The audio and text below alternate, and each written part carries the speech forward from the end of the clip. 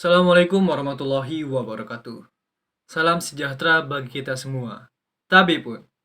Perkenalkan, nama saya Fadila Faruk dengan NPM 2112011525. Di sini saya selaku ketua kelompok daripada kelompok 3 Hukum Tata Negara kelas B Fakultas Hukum Universitas Lampung tahun 2022.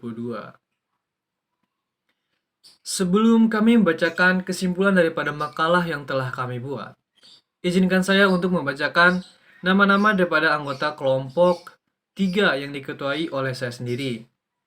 Yang beranggotakan Ananda Dava Pratama dengan NPM 2112011149. Lalu Dandi Prayoga dengan NPM 2112011527. Selanjutnya, Erlangga Dwi Ganatra Surya dengan NPM 21120111085. Dan yang terakhir, Syafira Izati dengan NPM 21120111512. Ya, langsung saja ke kesimpulan daripada makalah yang telah kami buat, yang berjudul Supremasi Konstitusi di Indonesia. Jadi berdasarkan penjelasan dari konstitusi daripada makalah yang telah kami buat, dapat disimpulkannya bahwa konsekuensi logis dari kenyataan bahwa tanpa adanya konstitusi, suatu negara itu tidak dapat terbentuk atau tidak dapat berdiri. Maka konstitusi memiliki atau mempunyai posisi yang amat sangat krusial atau teramat penting dari berdirinya suatu negara. Dalam kehidupan ketatanegaraan suatu negara, negara dengan konstitusi itu tidak dapat dipisahkan satu dengan yang lainnya. Eksistensi suatu negara baru dikatakan real jika telah memenuhi 4 unsur. Unsur yang pertama, yaitu adanya unsur pemerintahan yang berdaulat. Dan unsur yang kedua, adanya wilayah tertentu, yang mana ini tempat suatu negara didirikan. Dan unsur yang ketiga, rakyat yang hidup teratur sebagai suatu bangsa atau disebut dengan nation. Dan unsur yang terakhir yaitu adanya pengakuan dari negara-negara lain, baik secara de facto maupun de jure. Dari keempat unsur untuk berdirinya suatu negara ini, belumlah cukup menjamin terlaksananya fungsi kenegaraan dan pemerintahan berdaulat suatu bangsa jika belum ada hukum dasar yang mengaturnya. Hukum dasar yang dimaksud adalah suatu konstitusi atau undang-undang dasar. Keterkaitan antar dasar negara dengan konstitusi nampak pada gagasan dasar, cita-cita dan tujuan bangsa yang tertuang dalam pembukaan konstitusi suatu negara. Dasar negara sebagai pedoman penyelenggara negara secara tertulis termuat dalam konstitusi suatu negara. Fungsi konstitusi adalah untuk membatasi kewenangan tindakan pemerintah, untuk menjamin hak-hak di perintah dan merumuskan pelaksanaan kekuasaan yang berdaulat.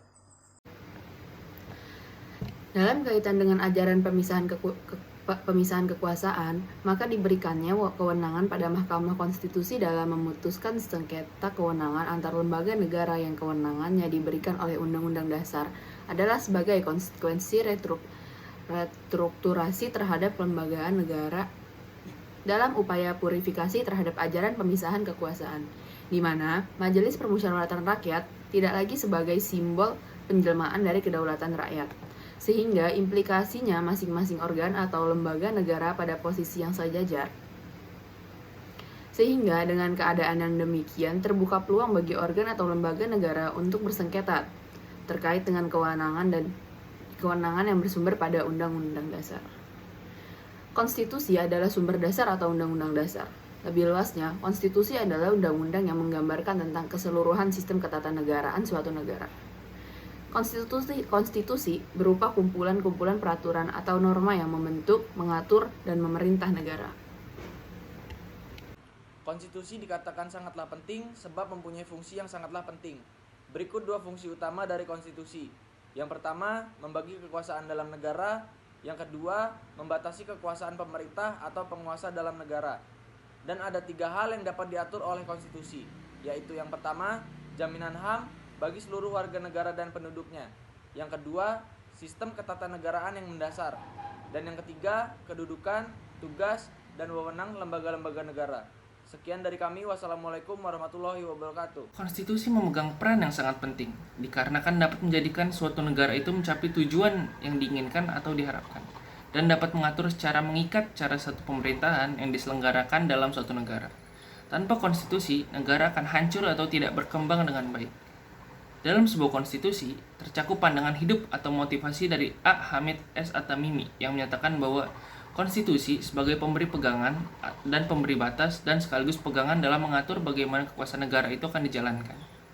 Selain itu, Bagirmanan juga menyatakan bahwa hakikat konstitusi merupakan perwujudan tentang konstitusi atau konstitusionalisme, yaitu pembatasan terhadap kekuasaan pemerintahan di satu pihak dan jaminan terhadap hak-hak warga negara maupun penduduk di setiap pihak lain. Cukup sekian pemaparan kesimpulan daripada makalah yang telah kami buat. Mungkin masih terdapat banyak sekali kekurangan-kekurangan yang ada di dalam makalah maupun di dalam video ini. Kurang atau lebihnya mohon dimaafkan. Kami dari kelompok 3 mengucapkan terima kasih. Wabillahi taufiq hidayah. Wassalamualaikum warahmatullahi wabarakatuh. Sampai jumpa.